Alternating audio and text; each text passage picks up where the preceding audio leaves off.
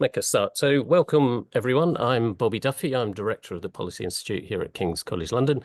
And it's a real pleasure for me to be chairing this webinar, which is the latest event in our partnership with the Fairness Foundation as part of our ongoing Fair Society series. And this one is focused on Torsten Bell's new book, Great Britain, How We Get Our Future Back, which I read over the last couple of weeks, I guess, and hugely enjoyed. It draws on lots of the brilliant work that Torsten and his colleagues did at the Resolution Foundation, where he was chief exec, over many years. So it's incredibly well evidenced and insightful. And I remember personally Torsten showing how the UK compares to other countries on two axes of inequality and disposable income levels.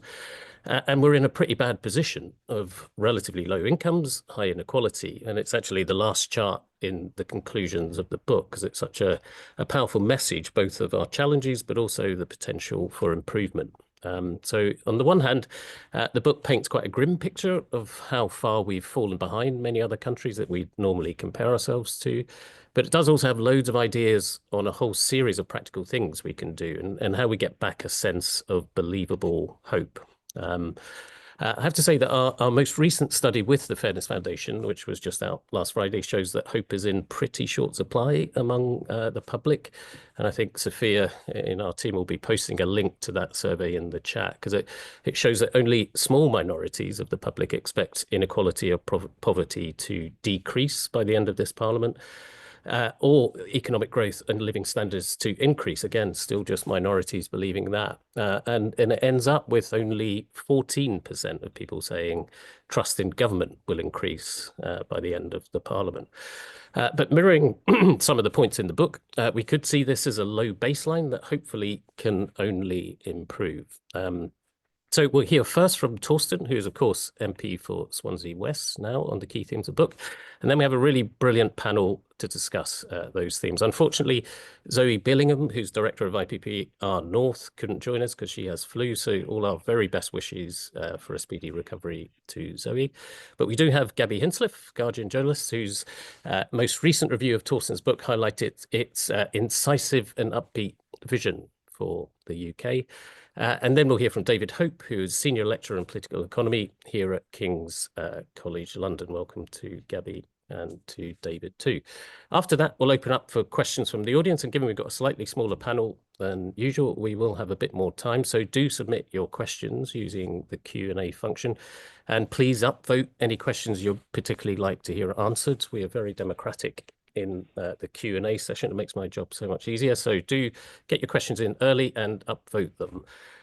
And we will finish, hard finish at 1 p.m. as no people have to go on to other things. So we don't have loads of time. So we're going to hand straight over to Torsten to outline key themes of the book. Torsten.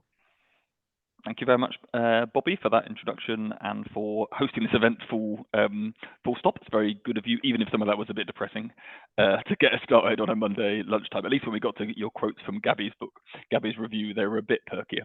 So let's try to end on Gaby rather than on your gloomy introduction. So look, your intro is also fair because it also tells you why I bothered writing the book in the first place, which is that most people don't think that Britain has been doing great. So there's a poll right up front in the book showing that 75% of people don't think it's been going great. And obviously we're called Great Britain, so it's meant to be going great is the point of the title of the book. And that is true basically of all demographic groups, all incomes, all ages, all political parties. In fact, despite what I'll come on to later in terms of better economic outcomes in some regards for older voters, actually when it comes to their view about how well Britain's been doing, they're even gloomier than the youth are in terms of how things are going. So I wrote a book because people, when I was around doing events around the country, were hungry to know why it felt like Britain was doing rubbishly. You know, what's the exact diagnosis rather than a generic sense of drifting and decline.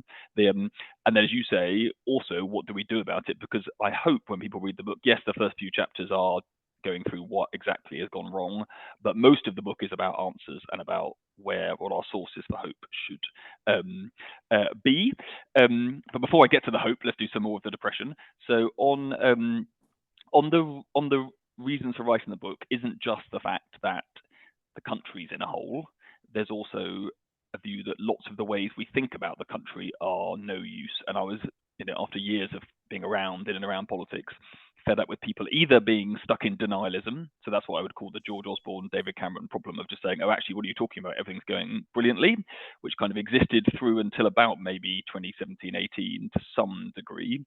Then there's the boosterism, which is basically Boris Johnson, who thinks that saying we'll be world beating is exactly the same thing as becoming world beating, and is equally as useless as the denialism that there's no problems on the economic front. Then there's the harder one, which is the utopianists, who say, look, if things have got really bad, I agree with you on that, but we either go big or we go home. And that is a common view on the left as well as the right. And when I hear that, when I'm around doing Labour Party meetings and all the rest now, and I sometimes say to people, just pause for a second. I've got 2 words for you for why just saying, oh, it's go big or go home isn't a good agenda for how you think about improving the country. And the 2 words are Liz Truss, who shared some of the diagnosis that things weren't going well, and then thought she didn't have to worry about whether she had the right answers or, in fact, how to do those well. So that isn't a good way of thinking about the country and what we do about it. On the diagnosis, the book argues that the problem isn't the culture wars that take up lots of our kind of media and otherwise attention and the politics. It's an economic problem fundamentally, and it's not culture wars because actually on most things we're actually surprisingly agree with each other. Your work shows lots of this, Bobby, as well, and that most of the tide of history is in a liberal direction on most issues of which people try to start culture wars. So if that's what politics is about, well, the liberal side of politics has won. So that isn't what this is about. It's about an economic failure. The book focuses on what I call the toxic combination of 1980s driven high inequality in Britain with 2010s stagnation. So income inequality shoots up during the 1980s and early 1990s and basically stays flat ever since at that high level. We go from being a Scandinavian level of inequality to a mid-Atlantic level of inequality during that time, and we've stayed there ever since. And we're now the most unequal large economy in Europe. The public concern about that inequality and poverty doesn't go up when inequality and poverty does in the 80s and 90s. In fact, it doesn't rise until the 2010s. And it does that because up until that point, people quite enjoy at least their incomes rising, even if the country's getting more unequal. But once we move into the post-financial crisis stagnation, where wages, remember, went into the pandemic at exactly the same level or even slightly below the level they were before the financial crisis. What the book is encouraging you to do is put those 2 things together, the high inequality and the stagnation, and see what that means, which is for higher income households, okay, they look relatively similar to high income households in other rich northern European economies, but for middle income households and for lower income households, they are now far poorer than their equivalents in those countries. Just one fact on that. Poorer households in Britain are 27% poorer than poor households in Germany and France. That's £4,000 per household. That's why you get food bank queues forming when tough times come. It's why 11% of teenagers now say they're missing a meal every week. That compares to 2.6% in Portugal. Portugal is a much, much poorer country than Britain. So the toxic combination. Then there's a chapter going through lots of the work you've touched on, Bobby, which is about the challenges facing younger generations in terms of the economic side with their wages, lower home ownership, less secure pensions. In 1997, the most common way for young people to be living was as a couple with children, and now the most common is living with their parents. And that isn't what success looks like, even if you've got really good parents, which hopefully some of you have. The book then says that doesn't mean that's a case for an intergenerational war, because actually older generations are also being let down because they're the biggest losers from what is happening in our public services, which are obviously collapsing. So that's the end of the depression on the economic side. There's then a chapter that says, think about this as a political economy problem, not just an economics book, because one of the really worrying things of the last 14 years, and I now think this even more in spades now that I've taken the bold move into frontline politics, is that people not seeing their wallets get better over time and seeing this sense of decline for the country isn't just economically bad, it's psychologically bad. It's basically left a load of people thinking not just that things haven't got better, but that they can't get better. And that is a very dangerous place Indeed. So we need to rebuild not just the economic outcomes, but faith that mainstream politics, as opposed to fringe politics, can actually make a difference. Answers, I won't do this in great detail, but just answers, there's a large number of buckets, but it basically goes through, look, it's time to start investing in our future rather than living off our past. That is true anyway, because the net zero transition is best thought of as a investor save project requiring large amounts of capital upfront for savings in the longer term. But it's also true because we have been a low investment country for at least the last 4 decades. And that is, we can see that everywhere. We can see it in terms of low wages and low growth, but we can also see it in terms of potholes all over our roads. And my favorite fact from the book is that Britain built a reservoir basically every year since the mid-19th century, in the 1850s, including during World War II. We managed to open them then. Anyone that's been to Lady Bower in Derbyshire has seen one of the ones opened during that phase. But we have not opened a new large reservoir. I'm not counting a little pond. New large reservoir since 1992. And how much has the population grown since 1992? 10 million people. That's one feature of, I mean, there's lots of other problems. You've all met the pipes. You've all heard about the sewer problems we've got across the country. You've all seen the transport challenges. So we've become a low investment country. We can't carry on doing that. And the book goes through progress, how to think about that in public investment terms, which looks quite similar to what's just happened in the budget last week, but then also looks at the private sector side in terms of how we raise private investment too. Then good work, because lots of the fashionable thing nowadays, if you're writing a book about kind of economics, is to say work's disappearing. The robots are going to take all the jobs. We don't need to worry about this old-fashioned stuff. The book basically says it's complete nonsense. There's no evidence of any of that actually happening. The problem isn't the volume of work, it's the inequality of work, where higher earners, including probably lots of people on this call, have the flexibility to work as they choose. They're protected from sickness if they fall ill by their occupational sick pay regimes, whereas lower earners have a very different experience of work, including insecurity of work. And I'll give you one example from, not from the book, but from more recently, when I was out in Morriston, which is part of northern Swansea. I knocked on a door of a woman who came out clearly in a very distressed state, and she worked for a supermarket. I won't name the supermarket, but and she was used to working 15 hours a week, and she'd just been told she was going to have those cut to 3 hours for the next month, and she didn't know how she was going to pay the bills. And that is not what a country that treats workers as fellow citizens rather than just a commodity that exists to get us the lowest possible price at every possible occasion looks like. So that can't carry on.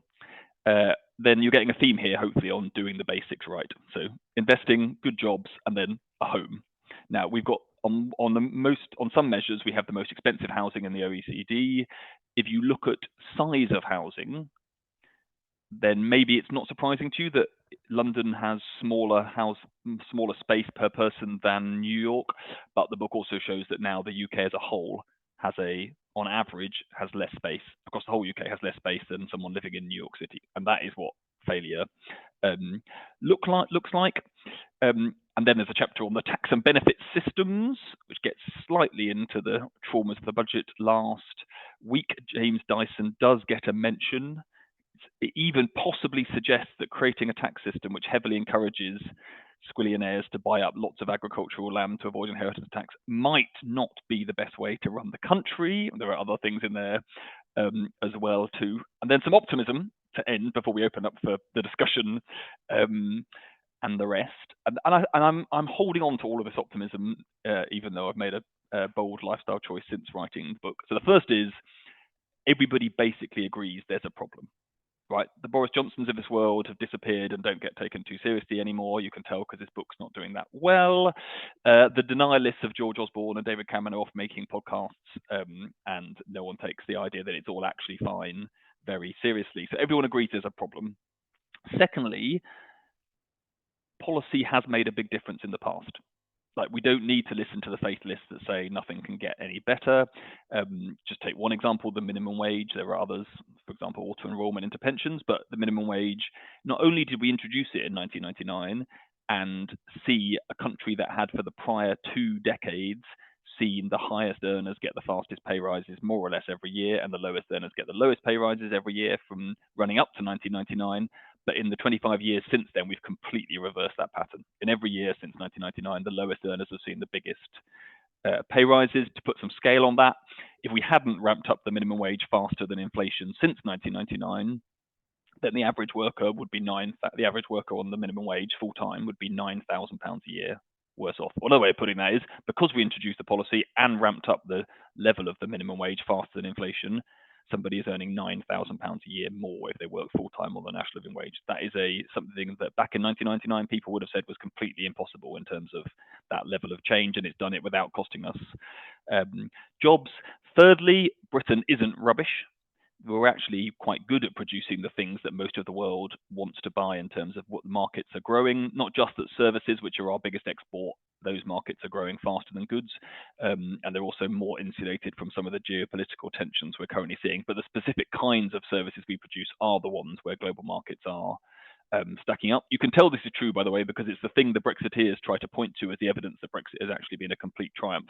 What they really mean is we happen to be good at the things where markets have been growing globally since 2016. And then lastly, last bit of optimism, what is the big thing that comes as an advantage from having done rubbishly for a while? Catch-up potential, which is where the chart that Bobby started with comes in, showing that we're now more unequal and poorer than basically all the countries we would compare ourselves to. All of the old nonsense about, well, you can either have the richness or you can have the low inequality, but you can't have both. We know that's nonsense because basically every single country we think of ourselves as being like is now richer and more equal than us. And the book focuses on 5 examples of that. France, Germany, the Netherlands, Australia, and Canada. So not the really rich America and not the really rich Norway, but 5 similar-ish countries. And it says if we think about how to get the scale of our catch-up potential, well, why don't we take the average income and the average inequality, not the best, the average of those 5 countries, and see if the UK could get to there, how much difference would it make? And to the typical household, it would make £8,300 difference a year. That is the prize to be aimed at by being what the book says, more normal, because we should make Britain normal again is the payoff line to the whole book. And that is what we should do. Why don't I wrap up there, Bobby, and then we can get into the tough questions, but not too tough. Brilliant. Thanks, Torsten. Excellent overview of the book. I'm going to come to Gaby next, just to remind people to get your questions in. You're getting lots coming in, but also do upvote them, the ones that you particularly want us to ask. But over to you first, Gaby. Thank you for having me, and thank you, Torsten, for that introduction. I am going to keep it super short and sweet, and also, as I think the only non-economist on the panel, I'm going to focus a little bit more on the politics of this agenda and how you might sell it than on the economics of it.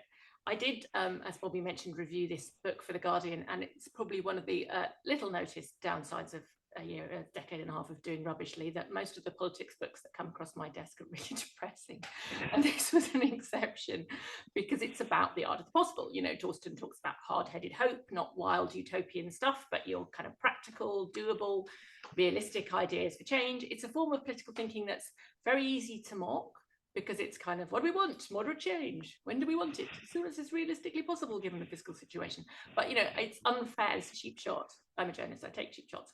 But it's because it's that kind of policy is actually, or that kind of ideas book is really, really hard to do well, actually. And it's the kind that matters most, because it's what actually gets turned into policy that's actually usable, rather than kind of sitting around admiring itself, which is what a lot of politics books end up doing. So as a reviewer, I always look out for those books that interact in some way with real life, rather than in some sort of perfect world that only exists inside the author's head. So I will congratulate him on producing that. And what I found particularly appealing was the idea that, you know, that actually, as he just told you, Britain has room for catch-up, growth is hard to deliver, every advanced economy is struggling with that. But the upside of having been so bad at it for so long is that we should, in theory, at least have a fair bit of latent potential. We don't have to have the fastest growth in the G7, which you'll remember Keir Starmer used to talk about before that idea was quickly dropped as being unrealistic. You know, just being a bit more like Canada would be a start. And I think that's one of the most strikingly under-discussed features of British politics in the last few years. We hardly ever talk about how the world has kind of moved on without us, whereas it's obvious to anyone who's been traveling in Europe and or the US for the last couple of years. You know, we suddenly feel like a poorer country than we used to be, not just shabbier with a degraded infrastructure, but, you know, if you want to feel poor, look up the salary for your job in the US and weep. So I really like the thesis, and I thought there were a lot of useful ideas in it. However, my job is to be slightly the grit in the oyster today. So my gentle challenge to Torsten would be that, a lot of your argument is really widely accepted across the political spectrum now. Everybody knows, and will bore on about till the cows come home, the fact that we need to build more houses, that we need more both private and public sector investment, that, even the case for shifting more of the burden of taxation from income to wealth, okay, that's not being widely made on the right, but it's a lot more mainstream than it was, a decade and a half ago. Anyone involved in policy making will say we need more long-term thinking, those structural challenges that take time and patience to pay off, but in the end they really do pay off. But time and time again you see governments, and I am very old, I've seen lots of governments struggle to put that into action, set out with really good intentions and then lose their nerve, because the interval between doing the hard thing and getting your reward from the electorate seems too long and too unpredictable, and people don't always respond fairly to it anyway, and you don't get the credit for what you did. And then on the other hand, there's the immediate sugar rush of doing the popular thing, and there's always some election upcoming, if it's not locals or Scottish elections, or there's always some reason that you need kind of a sort of quick shot in the arm. In the same way that I know perfectly well I should go for a run tonight, not sit on the sofa eating biscuits. Actually, I quite like to sit on the sofa eating biscuits, and it's quite hard to keep making yourself go out for a run.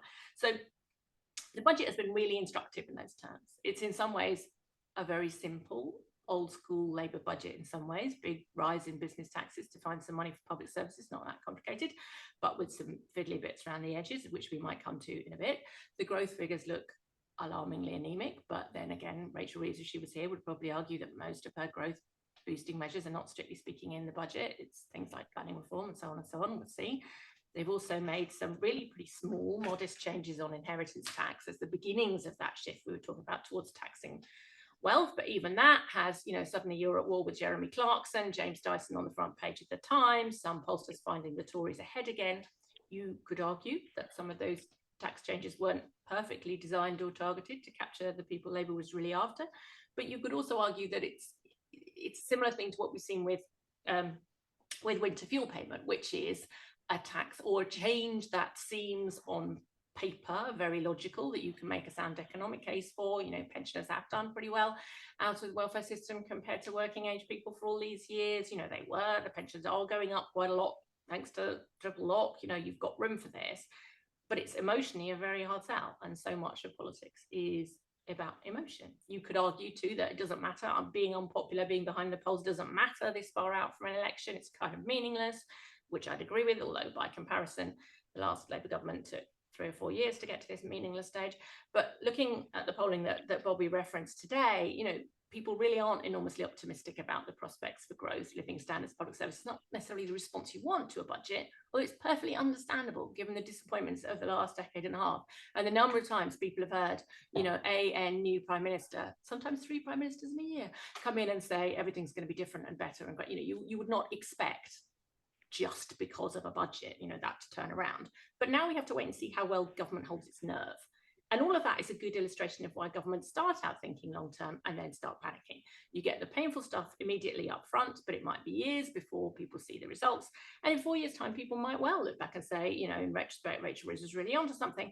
But in political terms, you've still got 4 years of complaining to get through to get to that point. There's plenty of opportunities along the way for people to express their displeasure, shall we say. And staying that course requires not just toughness, I think, but vast reserves of self-belief. You have to be confident that you're right, that it will pay off in 4 years' time, no matter what else is happening in the world. And, depending on who wins the US election, some really quite exciting things could be happening in the world.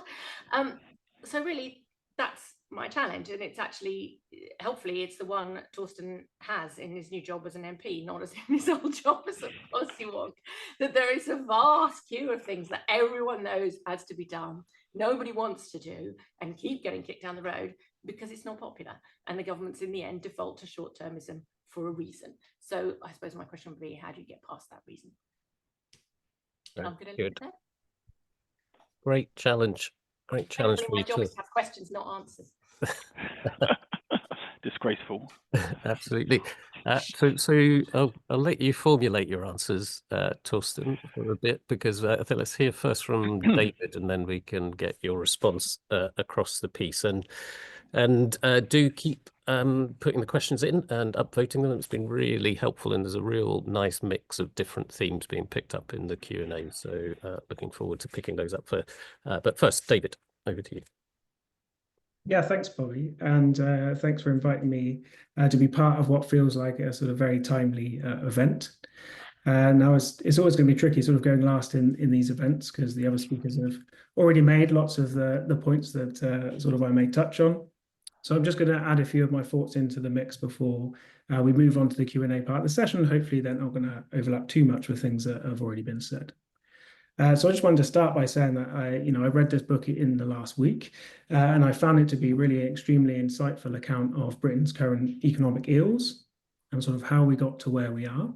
And sort of also a very enjoyable and engaging read that should also be mentioned for a book with a lot of statistics in it. And I think it's really bursting with interesting and, statistics I also found, frequently pretty shocking. And some of the international comparisons in the book, particularly took me aback, even as, a political economist who works broadly in this area. So, for instance, to hear that in terms of disposable income, the poorest fifth of Americans are now better off than the British middle class due to the substantially higher economic growth and productivity in the United States, I was really surprised to read that. But thankfully, as has been touched on already, the book isn't all doom and gloom. And so while it acknowledges and sort of explains this dire economic situation we find ourselves in, it also manages to be optimistic about the future. It's also presenting a sort of set of clear policy recommendations that can provide a sort of roadmap for trying to escape this stagnation and high inequality that we've seen sort of characterize the post-financial crisis period in the UK. So I'll say in my own research, I actually spent a lot more time thinking about inequality than growth.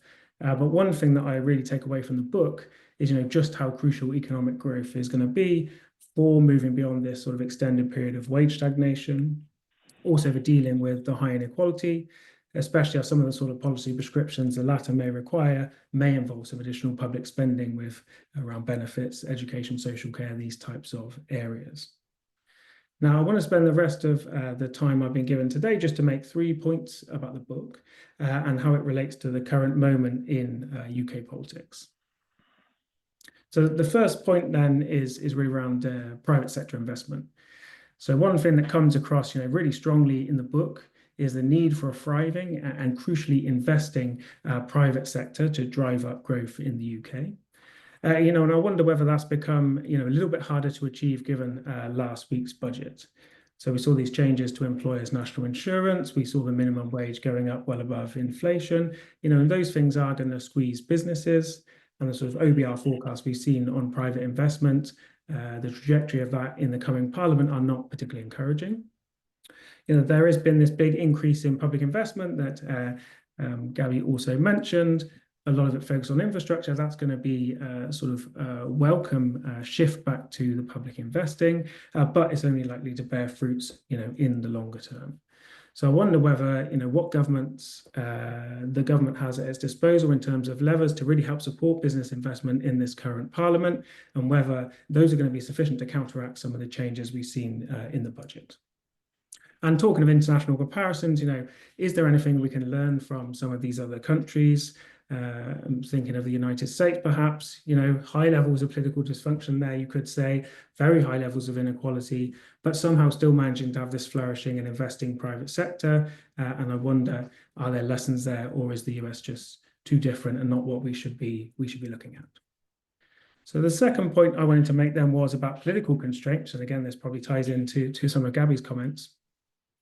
I work in the King's College London Department of Political Economy, so I feel this is sort of my duty to at least touch on politics in the comments I'm going to make today. Politics is, of course, by no means absent from the book. There is talk about difficult decisions, about trade-offs in the book, but I wonder if it may be somewhat underplayed in the book how difficult it might be to enact some of these policies. There are a lot of political factors at work here. I'm thinking things like manifesto pledges, intra-party politics, potential public backlashes, but also the sort of short-termism that is sort of inherently built into the UK political system, given that we have the sort of two-party dominated system, we have the first past the post electoral system. It doesn't necessarily lend itself to this longer-term policymaking. So that may temper my optimism a little about, how much of the policy agenda in the book can be achieved. And this may be a slightly cheeky question, but I want to be interested to hear from Torsten, since becoming an MP in the governing party, has that allowed him to recalibrate at all, how difficult it may be he thinks it is now politically to implement some of his policy recommendations. Okay, so the last point I wanted to make then was around taxation. So as I read it, a number of the policy proposals in the book are going to require sort of some additional government spending. And we've just had the budget. We've seen taxes raised relative to the size of the economy by the most we've seen in any single fiscal event on record. But I think a lot of that day-to-day spending is basically going to go towards avoiding massive spending cuts that would have had to happen given the previous government, and also from stopping sort of creaking public services from collapsing. And even with that sort of huge injection of tax revenue, the government and the Chancellor have got very little fiscal headroom by the end of the current Parliament, only around £10 billion, which is very small compared to the sort of £1 trillion or so raised through taxation.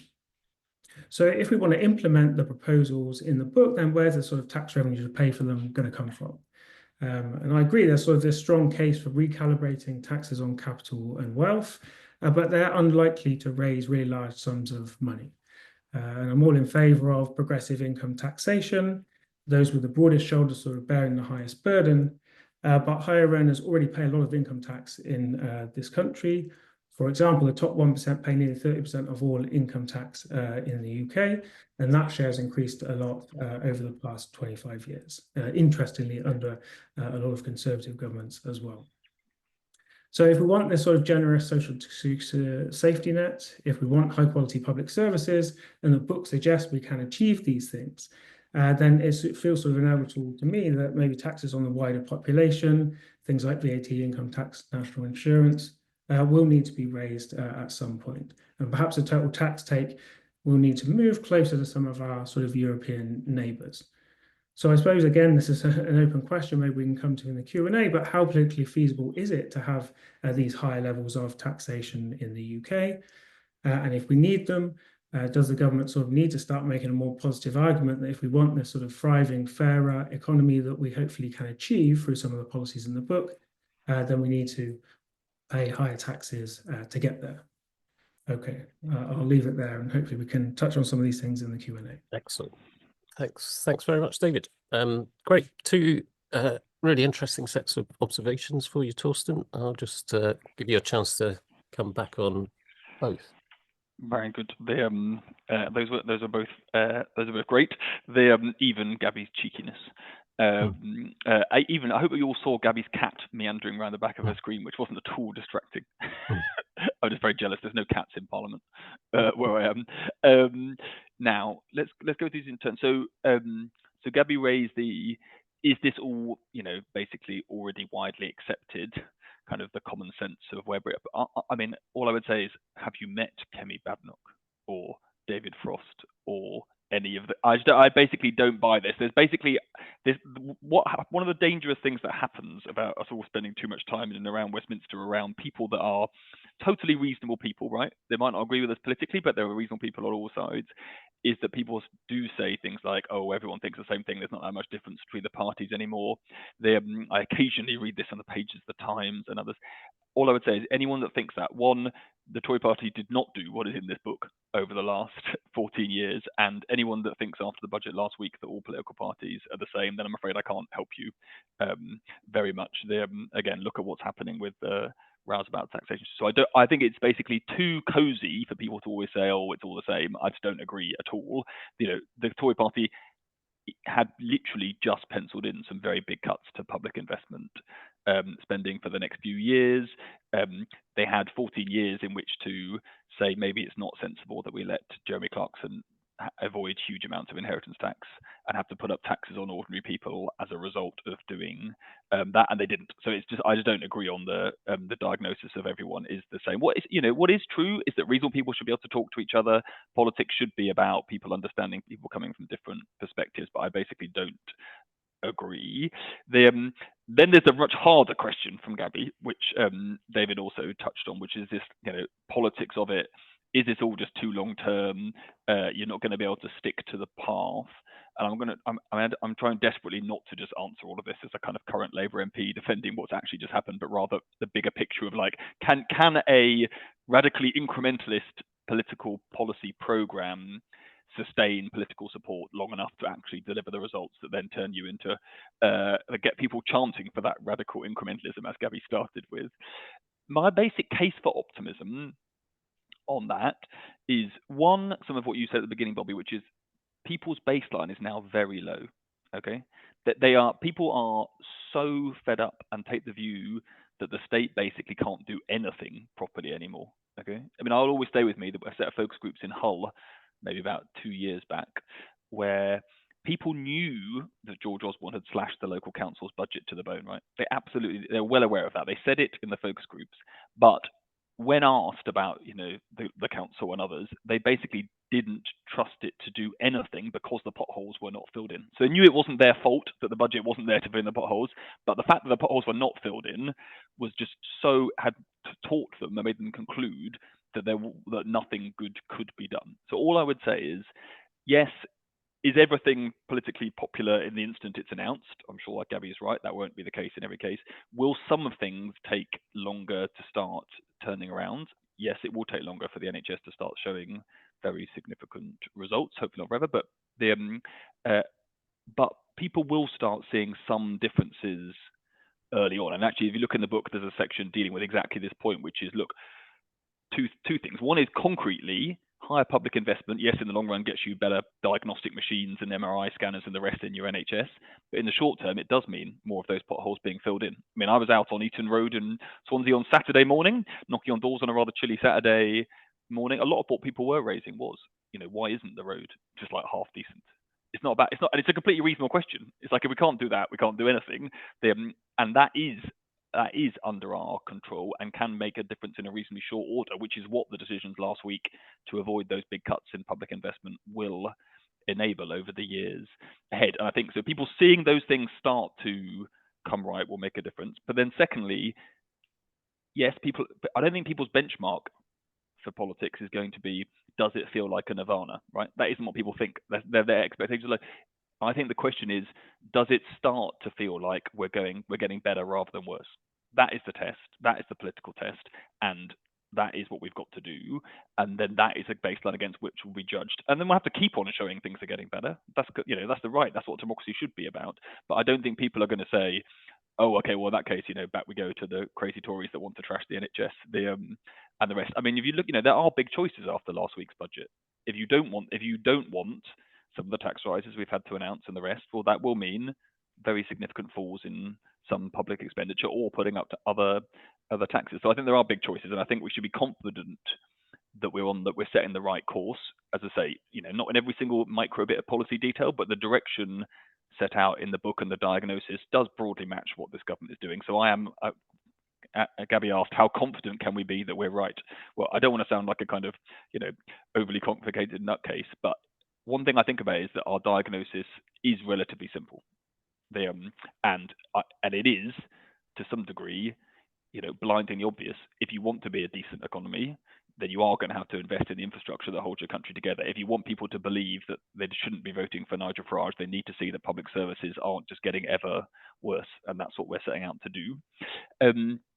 David raised a question which is very popular last week on what about the growth side of things. And as he said, the book is very much saying that people on the right used to think all they need to do is worry about growth, and people on the left used to say all they need to worry about is inequality and poverty. And the book is arguing you've got to focus on both.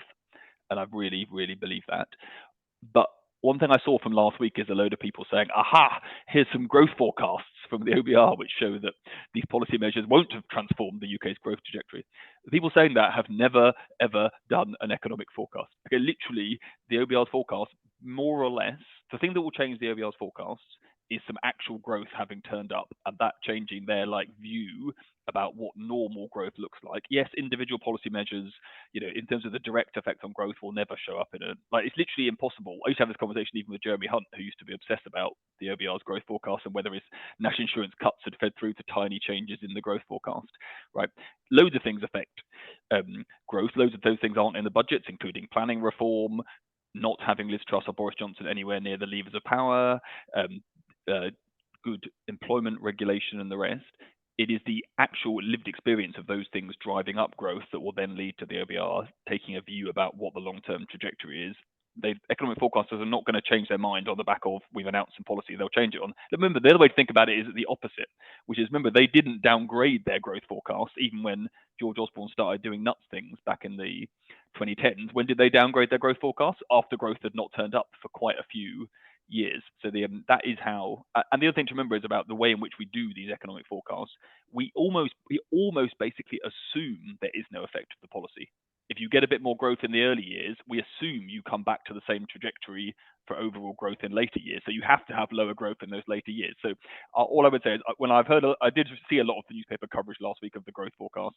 As I say, all of it I read made me think these guys have no idea how the OBR is put together.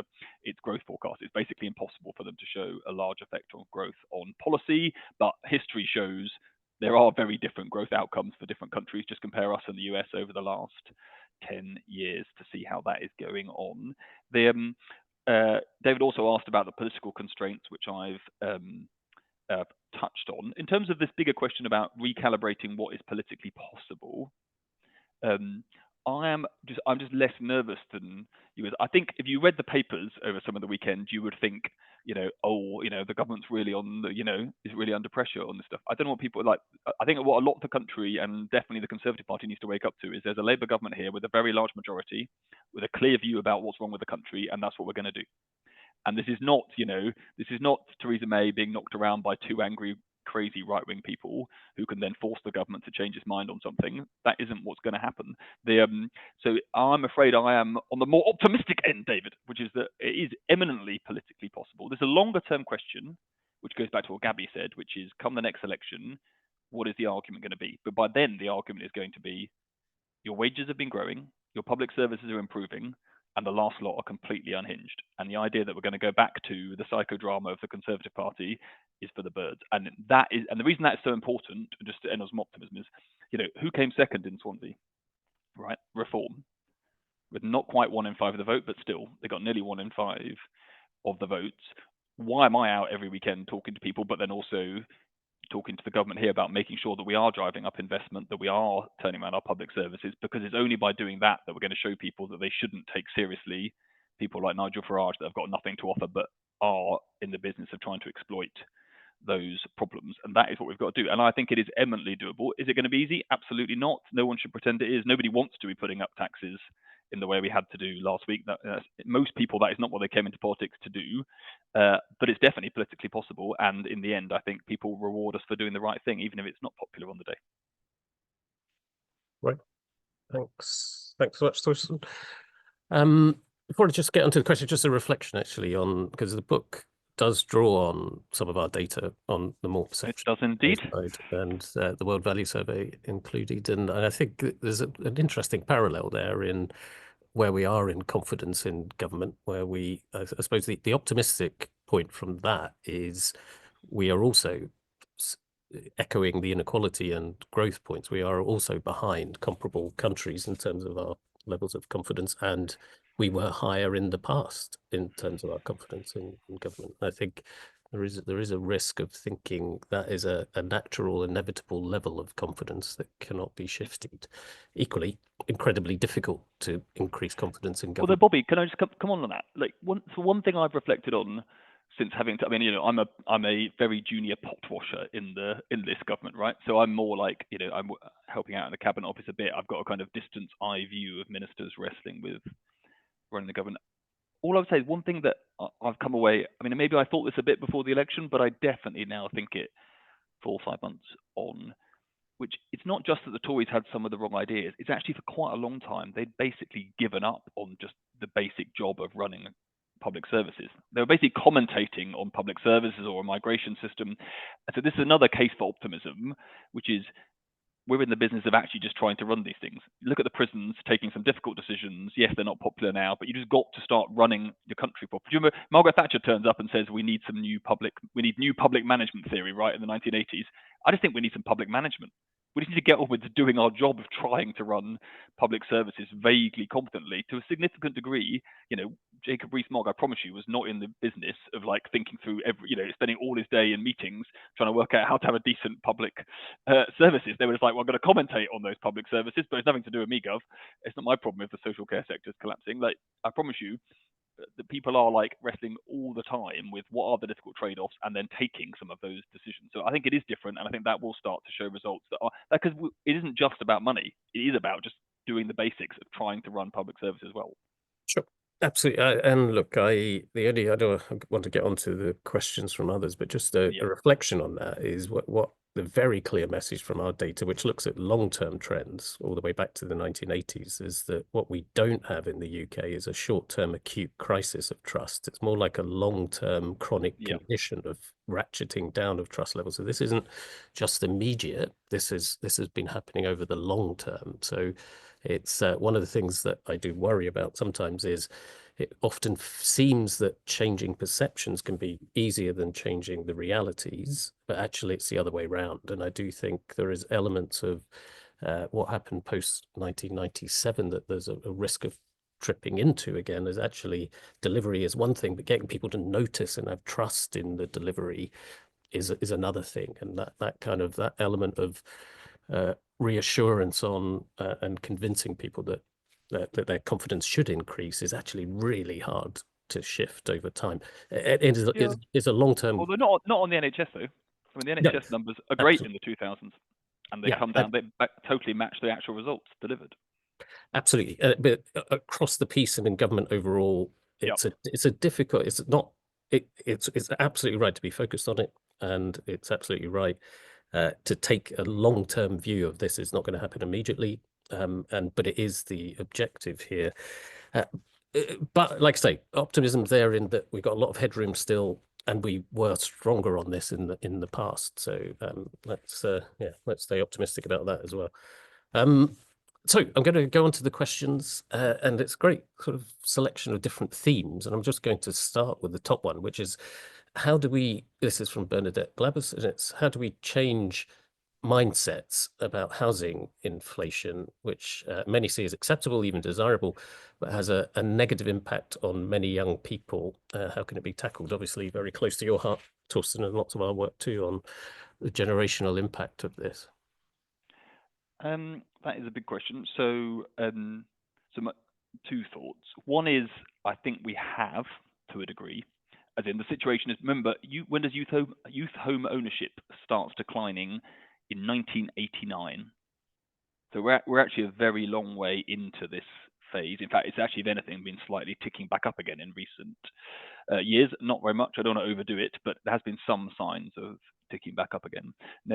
So basically, I think to a significant degree, most people now know that high house prices are a problem, or high relative to earnings are a problem for the country rather than a solution. They definitely know that high housing costs, i.e. the actual amount you pay, are a problem, and I think that is now widely accepted. So I think the bigger problem is how do we do something about it, and that is basically means how do we get homes built. And the argument in the book, which also reflects a lot of what this government is actually now doing, is look, we just need to be honest. That will involve some tough decisions that aren't popular locally, because in the end, if you want local input into building the right kind of houses, right, in the optimal places, and that is totally right. But at the moment, what our system does is say to local politicians, your job is just to exercise a veto over whether anything gets built. And obviously, incumbents who already own properties next to those think, well, it's just a massive disruption if something gets built, so I don't want it. We've got to get out of that, which is why we're saying, look, we're changing it. So the local job of politicians and therefore local residents isn't to decide exactly how many houses get built in total. It's to decide where they are and whether they're the optimal ones. And I think that is totally the right thing to be doing, because it's for the country as a whole that we need to get housing costs down. And yes, that means that some places will have more houses than maybe their local residents would like, but they will also focus us on making sure we build the right ones. Because previously, what the system is set up to say, developers, what would you like to build and where would you like to build it? And then there's a legal battle with local councillors trying to stop anything getting built. That is a rubbish way to run a country. So we've got to change that agency. Right. Gaby, did you have? Yeah, I think part of the sort of the reason I'm vaguely optimistic about that sort of things is demographic change apart from anything else. I mean, I think this was the first election there which millennials are now a bigger voting bloc than boomers. You know, that is definitely a shift in who is engaging in politics and who you're seeking to reward in politics. It's not, but it's not, and you'll know, you know, the struggles that millennials have had getting securely housed. It's actually not just millennials. Gen X's kids are coming up to the age where they're starting to be right. And so you have, for the first time, that synchronicity of people, your kind of older age group who are likely, let's face it, to be the settled homeowners. Hang on, I don't want anything built in my village type people. You know, their kids are coming up to the age where they're really struggling to buy, and that is making the case to those Gen X voters in a way that I don't think was true for boomers. So I think you have, you know, the pressure, just the pressure is now extraordinary in terms of sorting out the housing market. If that doesn't fix it, it's very hard to see what does, because that's the missing part of the, you know, that's the missing part of the equation. It's not just the reforms that you need to get. It's not just reform.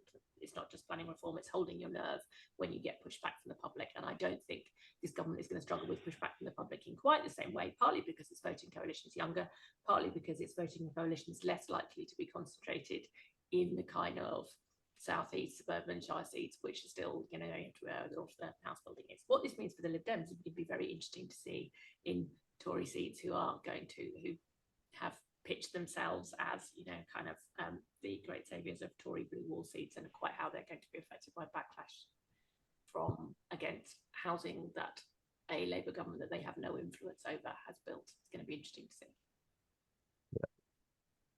Yeah, absolutely. David, you got anything on that theme? Yeah, so this is an area isn't an area I've really worked on before, but just something anecdotal that maybe gets to a little bit at some of the issues here, is that I sort of live in Surrey and commute into London. And, you know, where in the time I've lived here, there was a big plan to sort of redevelop a set of buildings by the train station and sort of add, you know, a lot of apartments there that would have provided a lot of housing that was then easy for people to live and work in London. But there was a sort of grassroots local campaign, you know, that a lot of people were involved in that ended up blocking the whole thing. And as far as I'm aware, it's not going ahead. Well, David, did you start the pro-building the flats by the station campaign? Because that is what we're looking for, David. We want you out on those streets making the case. I knew this was going to be my fault.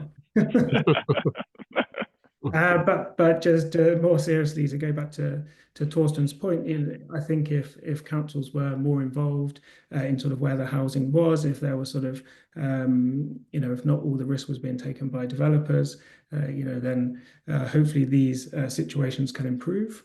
But I still think even with some of the changing demographics and that Gaby's talked about, you know, it's still going to be pretty difficult to get stuff built where people don't want it to be built. But I really hope that we can, of course.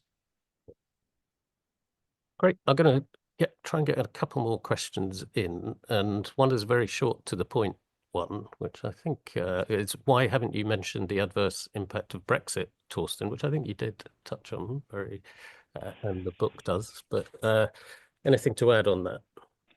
So the book goes into both the economics and the politics of that a bit. So there is an effect of Brexit. It is, in big picture terms, to make our economy less open over time. That obviously feeds through to GDP in time, which is, you know, I'd say the consensus of estimates is now that in the long run it's about 4% of GDP is the hit from Brexit. That in the real world shows up as difficulty trading. The government is obviously setting out measures to try to ease some of that, particularly for some of the most acutely affected sectors, which are anyone that's involved in trying to move any food or animal products backwards and forwards across the border will know how much of a nightmare that has become, vets needing to sign off every single consignment. So that's why we're trying to negotiate an SPS agreement with the EU.